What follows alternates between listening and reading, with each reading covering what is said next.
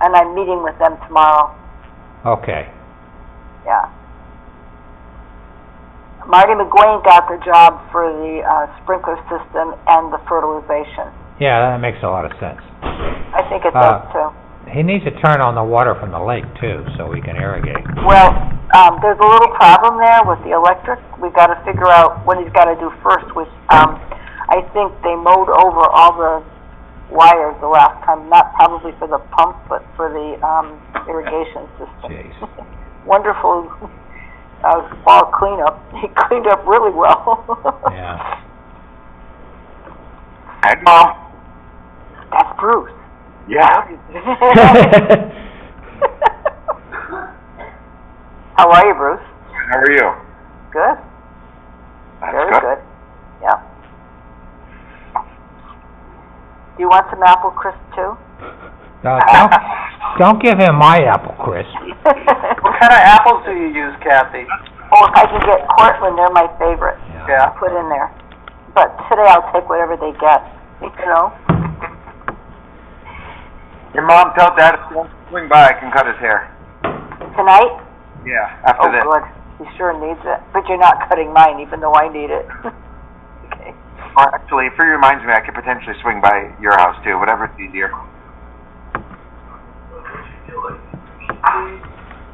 The last minute for everybody to show up here, right? Yep. There's Mr. Zappla. How you doing, Where is he? Billy. There he is. Roll down. I got him. Yeah.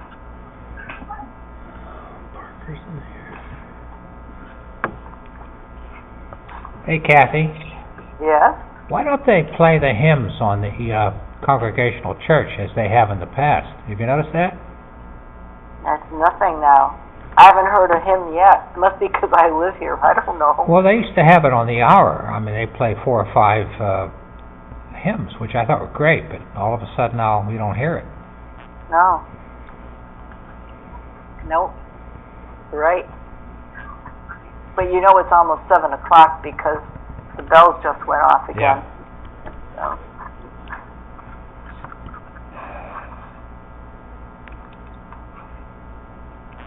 Is Mike going to physically show up, or are you just going to log in? No, he's logged in. Hello? I can hear people. Yeah. Michael! Hey, Yeah. Hi. how There are we you go. Hey, Bruce, this is a private meeting. Get out.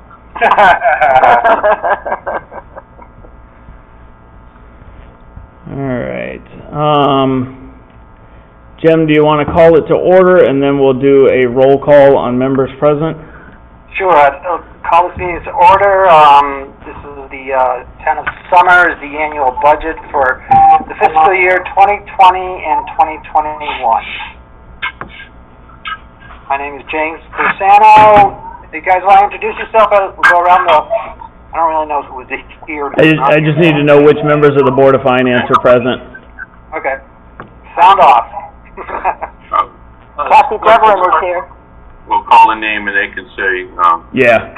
That's the way. All right, so I got Jim Persano, Kathy Devlin, Present. Joe Tolisano, Here. Michael Parker, Present. Yay. Bill Meyer, Present. and Bill Salka. Present.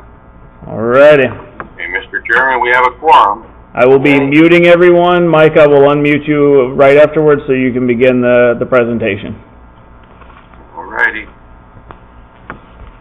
All right, Where did he go now? Dang it, Mike.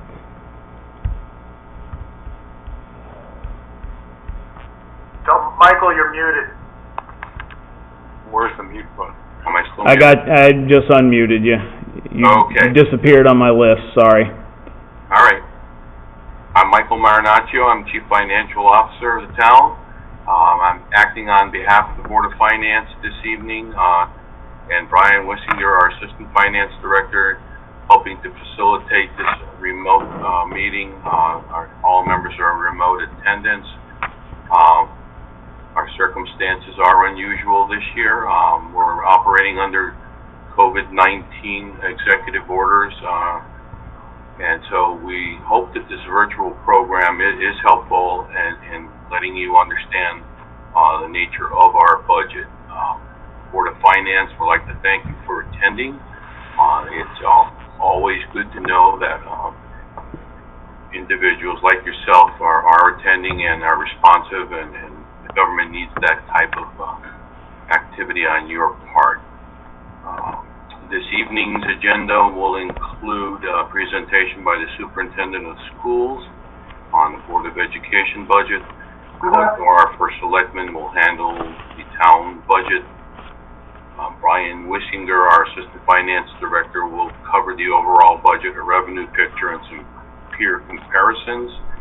And then we'll have a public comment section, which will be facilitated by Brian also. And then I will wrap it up. With that said, we'll proceed with the public hearing, and first up is Brian Zappala, Superintendent of Schools. Thank you. Good evening, everybody. I hope everyone's family and friends are well and healthy during these anxious times. I'm here to present the Board of Education budget for the school year 2020-21. Next slide, please, Brian. Our budget process started back in September, and we have met with staff and administrators to go through and really take a look at each of the budget requests, and those that are essential and those that we thought we can include into the budget.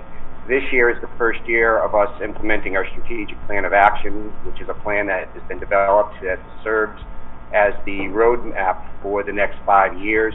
And when we were developing our budget this year, we were very focused on making sure that all of the budget requests supported the 3 goals of our strategic plan, that being increasing our student achievement for all students, providing appropriate professional learning for all staff members, and putting in accountability measures to make sure that we could achieve Goal 1 and Goal 2. Next slide, please, Brian.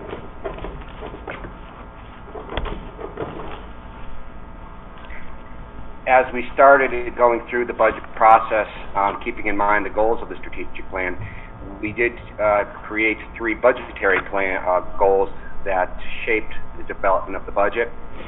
The budget goal number 1 is, again, to focus on increasing our student achievement opportunities, educational opportunities for all students, making sure that we are providing students with the mental health resources needed. This is necessary to really achieve our academic achievement. And then we have a 5-year long-range facilities plan that we wanted to make sure that we were continuing to adhere to and update and maintain all of our facilities. Next slide, please, Brian. For the school year 2020-21, we are proposing a budget of $24,689,970.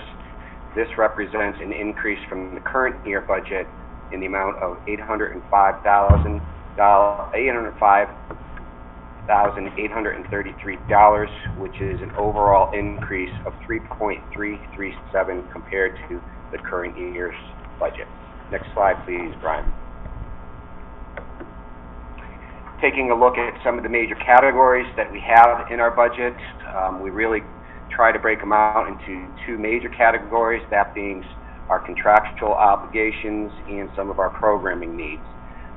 If you take a look at the top table, our contractual obligations, you'll see that, like all budgets, salaries, insurance, and benefits really take up a good chunk of our budget, and you can see the numbers there. The salaries are close to $16 million. Insurance and benefits are about $4 million. Overall, that is probably about 81% of our overall budget. Tuition, this is for students who have special needs, and we have to outplace them because we can't provide the proper programming for them. And also it includes a number of students that attend the correct magnet schools. That line item itself this year will be approximately $1.1 million. The transportation line item, this is a 5-year contract that we have with First Student to transport our students in town, but it also includes private van contractors to provide transportation to those students who are attending private special education schools as well as other schools. Again, that amount approximates $1.1 million. And then obviously our utilities, something that we have to pay, fuel, electricity, that accounts for about $621,000 of next year's budget. All told, out of what we consider contractual obligations, you'll see that we have a total of $22,767,369, and it accounts for roughly 92% of our budget. The second category in the bottom table is basically programming. Maintenance is put into that to make sure that we're providing, again, those upgraded and safe and secure facilities. That is approximately $553,000. Some of our instructional resources, these are textbooks, online resources, manipulatives, all the different things that are necessary for teachers to utilize to provide comprehensive instruction. That line item is approximately $448,000. The equipment, this primarily is our technology replacement program. We have a 5-year technology replacement plan, and we're really seeing the benefits of it right now as we have committed ourselves to making sure that all of our technology is updated, relevant, and working. And so far, as we've seen over the last 2 months, it's a good thing that we have funded this, because through our distance learning programming, we're having minimal problems because we do have the most current technology to help us through this time. That line item for next year is about $371,000. Our extracurricular activities include the salaries for the coaches as well as other club and activity advisors. That amounts to about $324,000. And the last line item of the category is administrative overhead.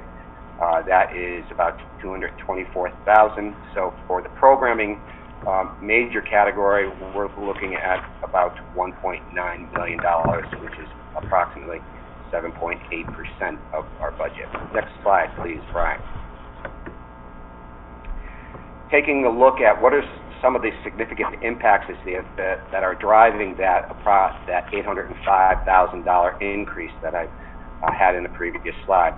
Well, obviously, salaries is one of the major drivers.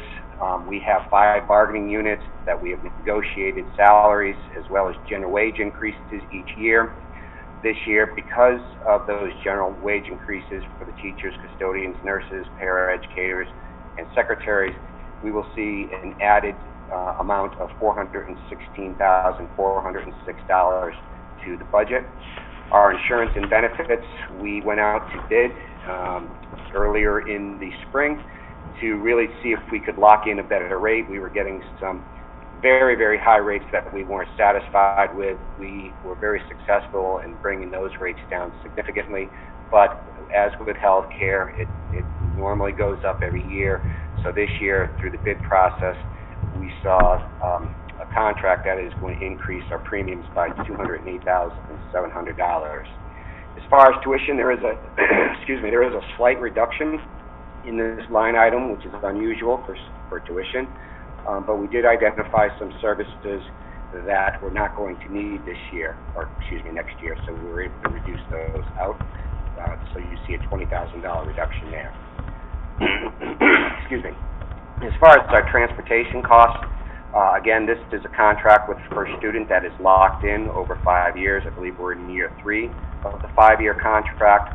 That will add an approximately $50,000 impact to next year's budget. And then we are also projecting a slight increase in our utilities. So you see that the contractual obligations account for approximately $661,000 of that $805,000 increase that we're seeking for next year's budget. Next slide, please, Brian. In our programming area, we're seeing an impact of an increase of about $110,000, and a good portion of this is going to our programming. You'll see This supports our goal 1 of academic achievement, trying to increase the achievement for all students in the school system. The majority of this is going to new programs and textbooks that we're implementing. We have an elementary school language arts program that is going into phase 3. It's called Fontes and Pinnell, so that will add some additional resources to the lower levels of the elementary school.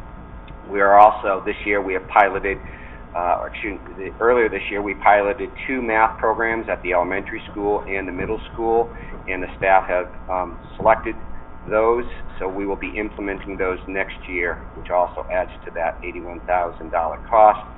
And we are also expanding our high school advanced placement courses, so we will need to provide them with the resources in order to run those classes. In the areas of departmental supplies, you see that there is an increase of about $28,000. Some of those are special education related, based upon individual education programs that we have set up for certain students, and these changes in supplies and resources are mandated both by federal and state legislation. We're also looking to update our science equipment at the middle school. It is old, it is outdated, it's not working very well, and we need to make sure that we provide our students with all the most modern resources, especially in science. And this year we have something new. It is a music instrument replacement plan for our performing arts, specifically our bands. There hasn't been one in a number of years, and we've been seeing a deterioration in these musical instruments, so we've put together, it's actually a 10-year plan, so we'll be implementing this in year 1, and that also adds to that increase of about $28,000. Next slide, please, Brian. There were a number of requests that were not funded. We think that all of these are very valid. I won't go through all of them, but we did have a number of hard conversations about these, and we may be seeing these in future budgets, but we decided that while they are important, they just could not make the budget this year. If we did include all of these into the budget, that would have added an extra $572,000 to the budget that I'm presenting this evening, which would have resulted in an increase of about 6.2%. Next slide, please, Brian. The last couple slides kind of show how do we do in comparison with peer groups. This slide shows the per pupil expenditure. These figures are generated every year by the Connecticut State Department of Education. And in the green column, you can see that the average cost throughout the state of Connecticut to educate one student is $18,791. In the blue column, this represents our DERG C. A DERG is a group of group of schools that have similar socioeconomic status. We're in a group with Ellington and Canton and Tolland, to name a few of them. So when we took a look at what was the average PPE of our comparison DERG, you can see that the average cost to educate one student in the DERG is $19,431. And then Summers is in red, showing a significantly lower PPE of $16,718. So when you take a look at this, it shows that we're doing a pretty good job of educating our students, including some of the increases we've asked to increase student achievement, but it is at a much lower cost in comparison to some of our peers in the DERG as well as the state. Next slide, please, Brian. Again, this is just a graphic showing how do we perform in our DERG. We have about 30 or so schools that we compare ourselves to, and you can see that we are in probably the lower 20%, if not even lower, compared to the other schools in our DERG. Next slide, please, Brian. One of the things that we did not account for is the potential COVID-19 costs going forward.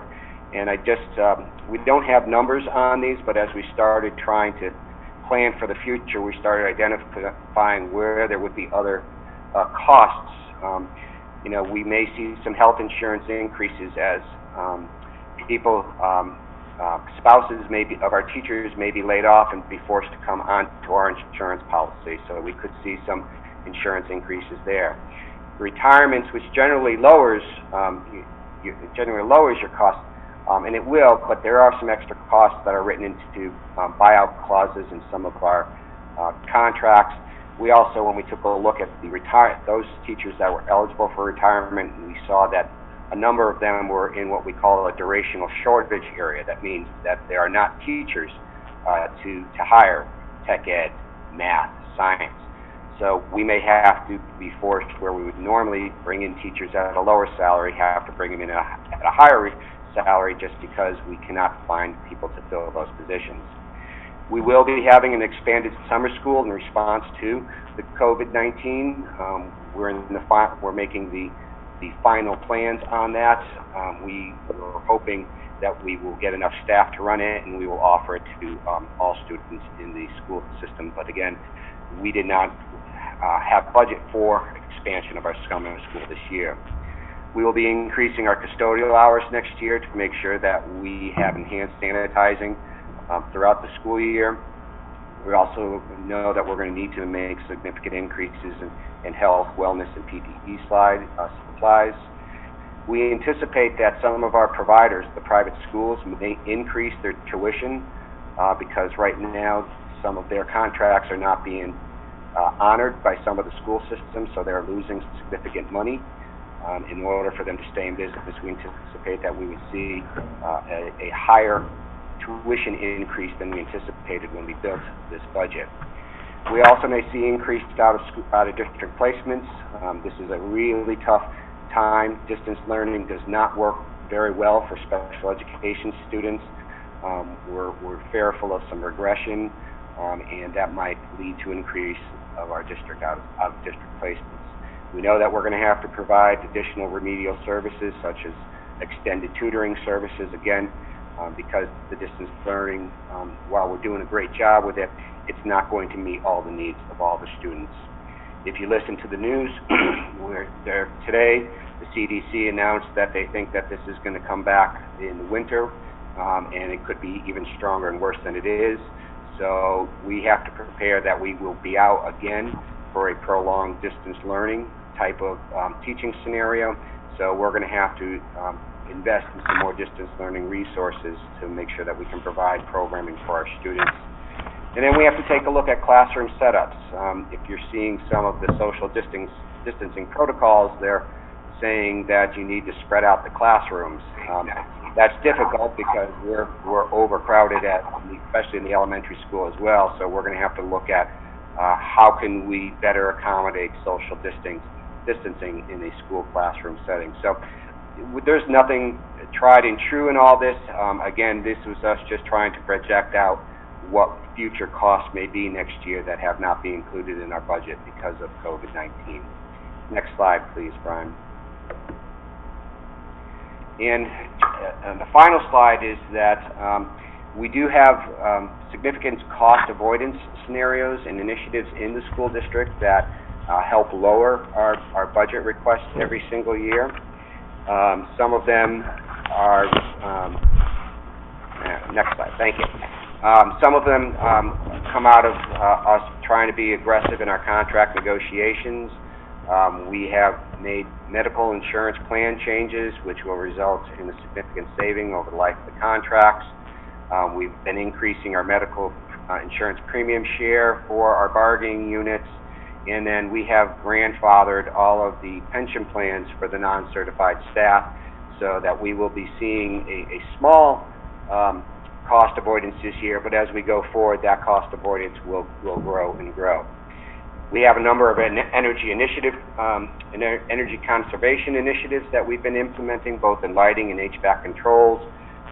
These are proving to be pretty successful, and we anticipate some significant savings or cost avoidances, I should say, over the lifetime of the equipment. A few years ago, we changed our van transportation contract that provided significant savings on an annual basis.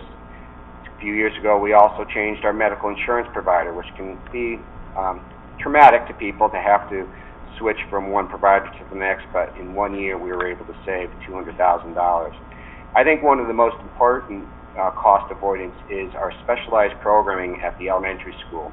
we have a number of highly specialized classrooms and programs to help us deal with some of the students who have more complex learning needs and emotional needs.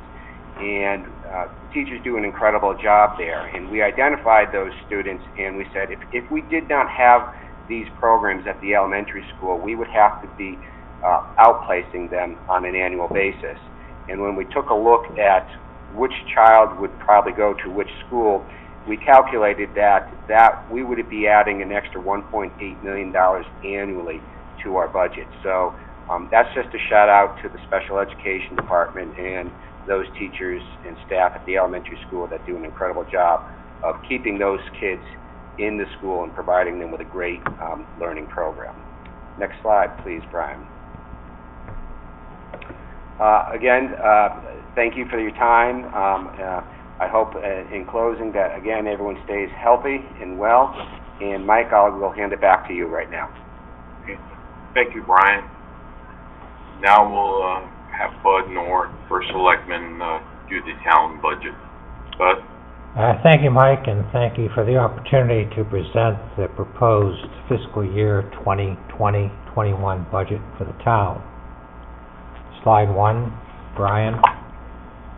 This is an overview of the Board of Selectmen budget, which indicates a 4.36% increase.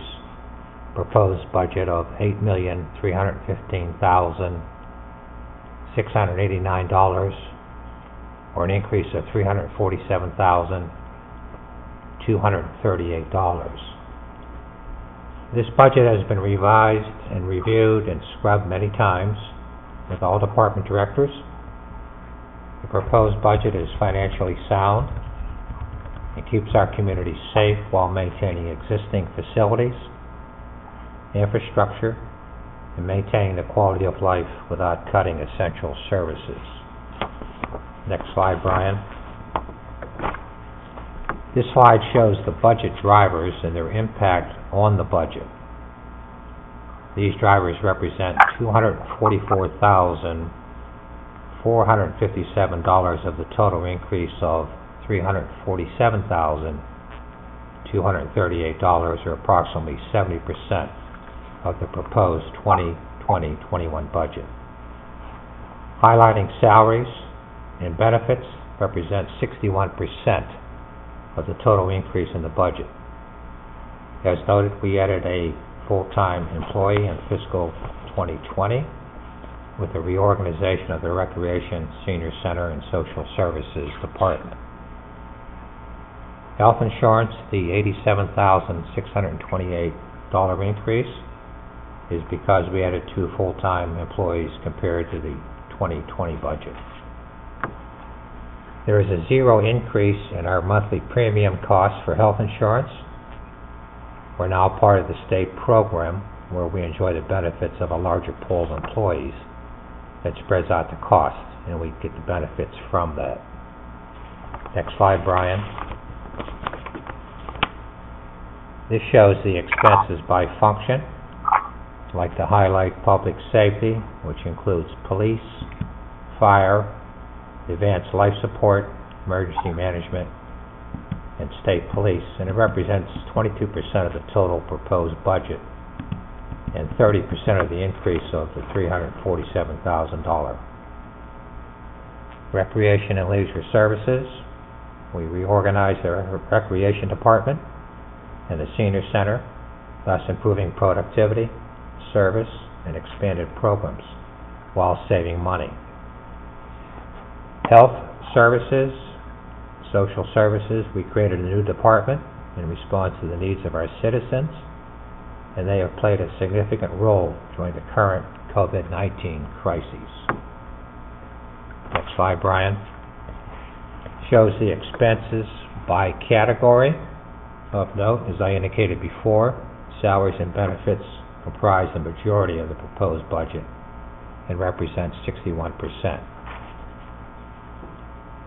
Professional services includes building services, consulting fees, legal, computer support, etc. Non-salary compensation, includes overtime for the fire and police, Miscellaneous category is a reval, and the other category is elections, advertising, et cetera, et cetera. Next slide, Brian. This is an interesting chart showing that the town's operating budget tracks the annual inflation rate. In short, we've added and expanded services and kept expenses very low, as indicated by the average increase in terms of the inflation rate. Next slide, Brian. Staffing levels. Our staffing levels remain at 61 full-time employees. Next slide.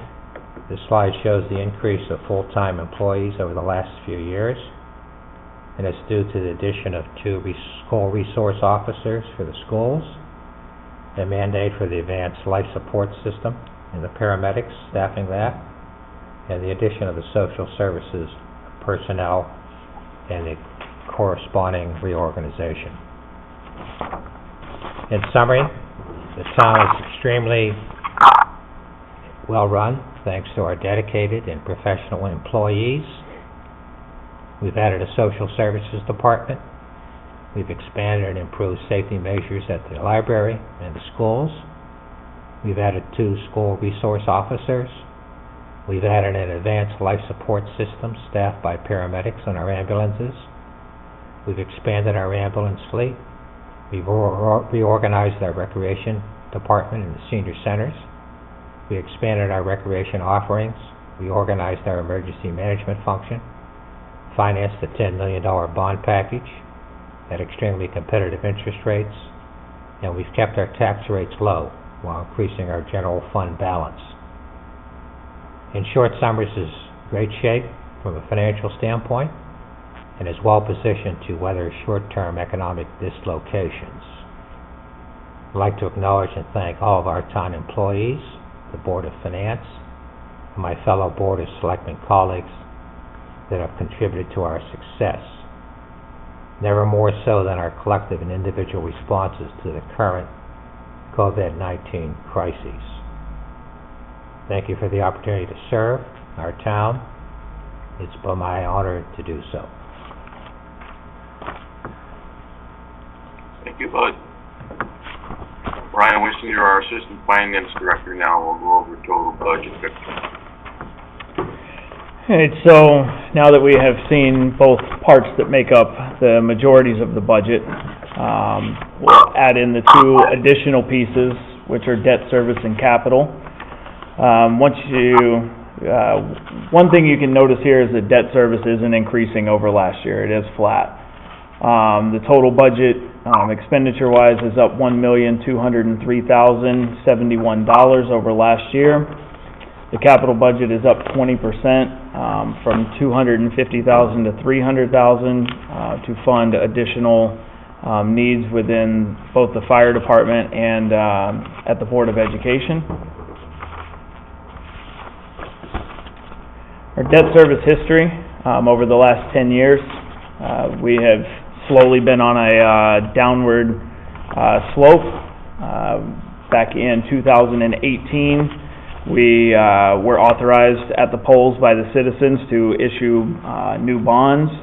At the time, we promised that there would be no impact to the budget, and as you can see here, there has been no impact to the budget. It continues to go down even while we issue new bonds and see projects happening around town, including the track at the school and road construction.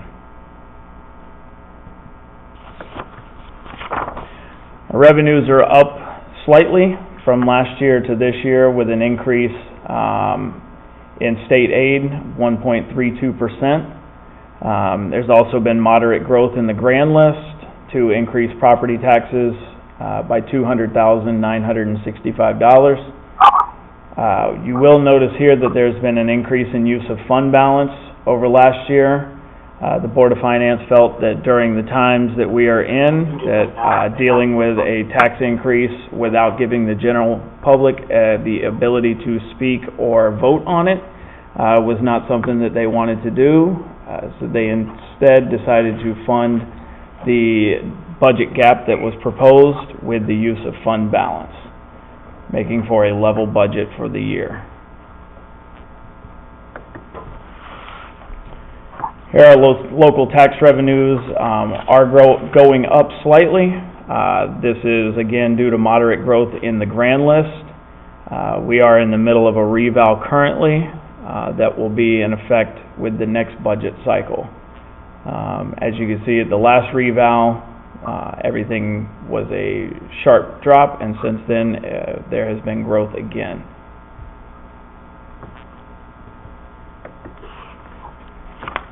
Using the fund balance over the past 5 years has been a practice within the Finance Board and the Finance Department.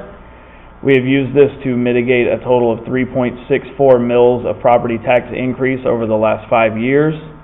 And we continue to look into the future and see our percentage of unrestricted fund balance stay at a steady and healthy rate while allowing our public to not pay as much in tax every year. This is a comparison of our mill rates over the last 10 years. As you can see, the last 3 years we have been flat at 27.37. Last time this happened was 2014 to 2016. We also had 3 years of a flat mill rate. We are the second lowest equalized mill rate in Hartford and Tolland counties combined, and we're the lowest in Tolland County. An equalized mill rate is expressed as a percentage of market value of a town's properties rather than the assessed value. So it's a different way of comparing all towns on an equal playing field rather than on an assessed playing field.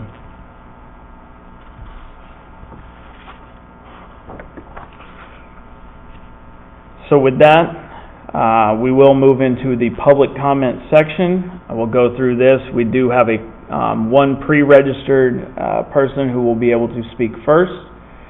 Going through this, I will recognize and unmute you when it is your turn to speak. We'll be following the pre-approved list. We're also monitoring chat, and we've had some email comments sent in that would like to be read into the record as well. When I do call on you to speak and unmute you, please state your name and address prior to presenting your comments. Please speak directly into your microphone so that we can hear you. Please limit your comments to 5 minutes. Once everyone has been heard, you'll have the opportunity to speak again. To speak again on the Zoom meeting, you will notice at the bottom there is a participants section. If you click on it, you will see a list of names, and you will have a button there to raise your hand. Please click raise your hand. All comments are being recorded into the minutes. This will not be a Q&A back and forth session, and we thank you for your cooperation. Okay, so first to speak will be Ralph Williams. Ralph Williams, you are free to speak. My name is Ralph Williams. I live at 42 Springfield Road. First of all, I'd like to congratulate the Board of Finance, the Selectmen, and the School Board for their preparations, and I agree with the idea of adopting these budgets as they are, partly because I think we're in such an uncharted territory that I would not want to see us have to revisit a budget mid-year and make a mid-year tax increase as we had to do several years ago, which caused much consternation. The one thing that does concern me is, unfortunately, the participant grid blocked part of Brian's slide, so I couldn't really see the most recent years. But I want to make sure that we're not using so much of our fund balance that we won't be able to visit it next year, because I, for one, am not especially optimistic that we're going to be through this calamity next year either. In fact, if anything, it might be, as the superintendent noted, there's been already talk from the CDC that we might expect a particularly virulent fall episode of this, and we might have having social distancing and sheltering in place and distance learning all over again.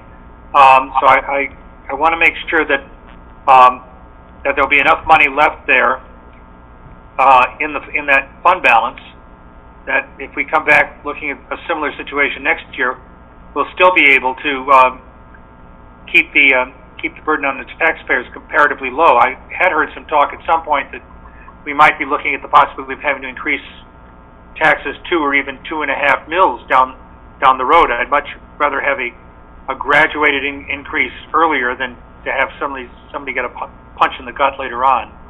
So those are my only concerns there, that we use the fund balance conservatively to make sure that we have it available for next year. And apart from that, I'm pretty happy with everything, and I thank you all. Thank you. Thanks, Ralph. All right, so I have an email here from a Mark Traceski. Sorry if I butchered your last name. Traceski, 63 Michelle Drive. Says, Dear Board of Finance members, first off, I majorly object to losing our right to vote on the budget. I would like someone to tell me how the governor has the legal right to do that. I presume you like having the power without any checks you have to answer to other than considering opinion. My raise this year without the virus work loss was under 2%. I do not approve of a budget increase of 3.56%, which will run into new budgets in the years to come. This is not a time for budget increases. General fund reserves are not for budget increases. Okay. Let's see. Do have one hand raised here. Oh, where did it go? Looks like they took it down.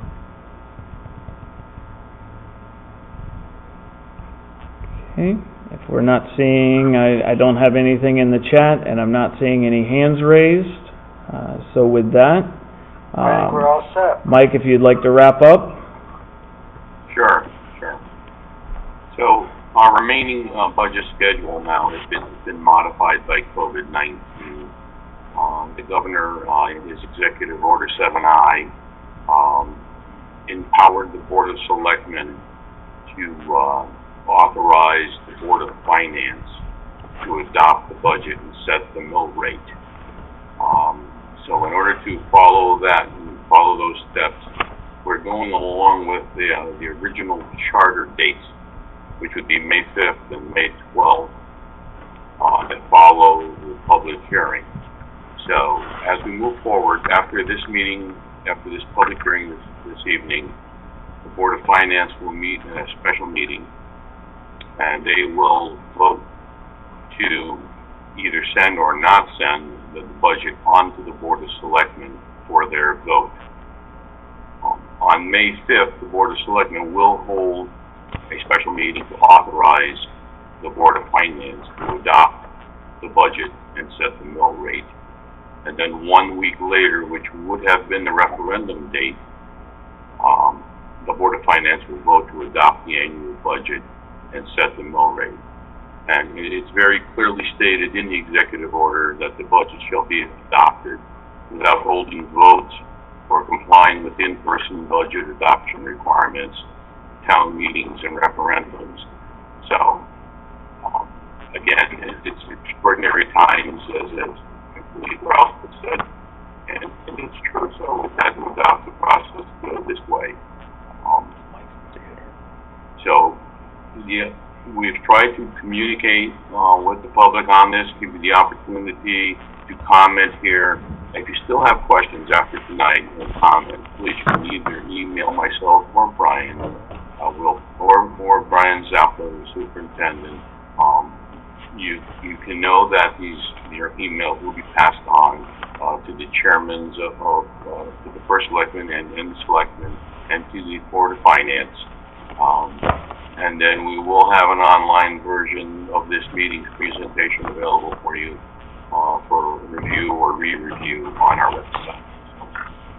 With that, thank you all for making the effort and attending this meeting tonight. I'd ask the chairman to dismiss, or excuse me, Yep. I just entertain a motion to adjourn this meeting. Oh, hold on. Let me find my, Everybody's muted. yeah, I gotta find my participant list again. Management. Stay on Okay. for the second. There we go. Unmute. Yeah, stay on, don't go. Yes, anywhere. this Zoom meeting will continue for the Board of Finance special meeting, so members of the Board of Finance, please stay on, after this. And when you're making your motion to adjourn and during the meetings, please state your name in the motion. Okay, so, do we have to have a motion to close this hearing, Yes. Michael? Okay, so do I hear, a motion to, wrap up the annual budget? No, excuse me, not the annual budget, I mean the public hearing. Valentino seconds, or so moves. Any, further discussion? All in favor, say aye. Aye. Motion carries. All right, the Board of Finance members, please stay put. We just, after the public hearing, we just, see if there's anything out there that changed your minds that you're concerned with. We'll have one last, wrap-up this budget before we send it on to the selectmen. So, Is our, go ahead. is it our meeting now? I think so. Is everybody signed off except for us, Brian? Hold on one second. I am, Well, it's a public meeting, they can stay on if they they want. can stay on if they you're right. want. Yeah, you're right. You're right. I just Okay. wanted to make sure that no members of the Board of Finance jumped out. Oh, yeah. I'm sorry. Yeah, you're right. All right. Okay. Hold on 1 minute, John.